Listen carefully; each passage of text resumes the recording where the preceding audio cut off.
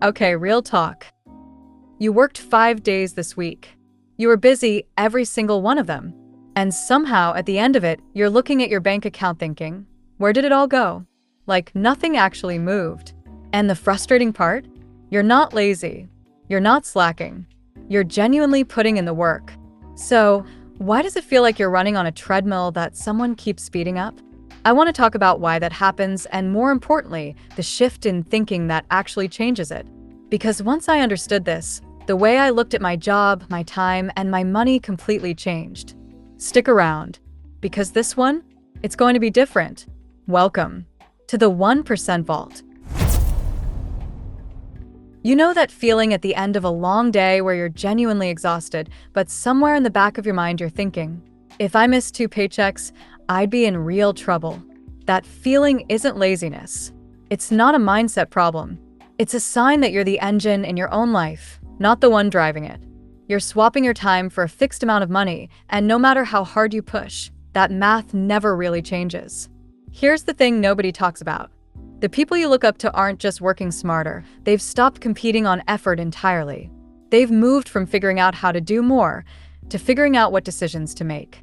Because in today's world, hard work is honestly pretty cheap. Anyone can be hired to execute. But good judgment, the ability to make one call that changes everything, that's the thing you can't automate, and it's the only thing that actually scales. And here's where it gets uncomfortable. Most of us have been measuring our value by how much we produce, how many hours we log, how many tasks we cross off, how much we get done. But we're living in a world where there are literally billions of people who can do what you do and software that's catching up fast. When your entire worth is tied to your output, you're in a race you can't win long term. The real shift happens when you stop seeing wealth as a reward for excessive work and start seeing it as something you build. A structure, a system, something that keeps working even when you're not. The goal isn't to work less for the sake of it. It's to get to a point where your involvement is the most valuable part of what you do, but also the part that's needed the least. So, how does the transition actually happen? It comes down to 3 things working together.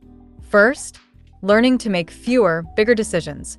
Instead of managing 100 small tasks, you make one call that handles all of them automatically. Think setting up a system, hiring the right person, building the process once so you never have to think about it again.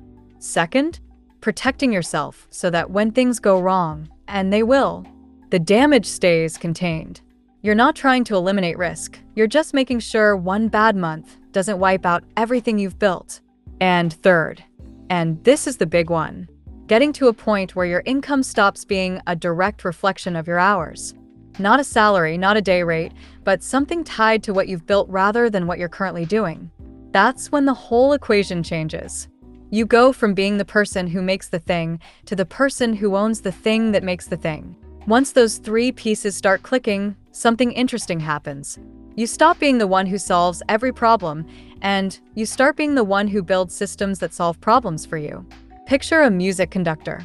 They don't play a single instrument, but the entire performance is a reflection of their vision. That's what this looks like in real life.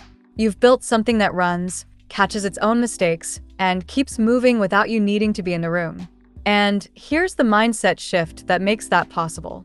When something breaks, you stop asking, how do I fix this? And start asking, why does my system allow this to break? Every problem becomes a design flaw, not a to-do list item. It's uncomfortable at first, especially if you're someone who loves being busy and feels guilty when you're not. But the people who push through that discomfort, they're the ones building something that outlasts them. At the end of all of this, the real shift is simpler than it sounds.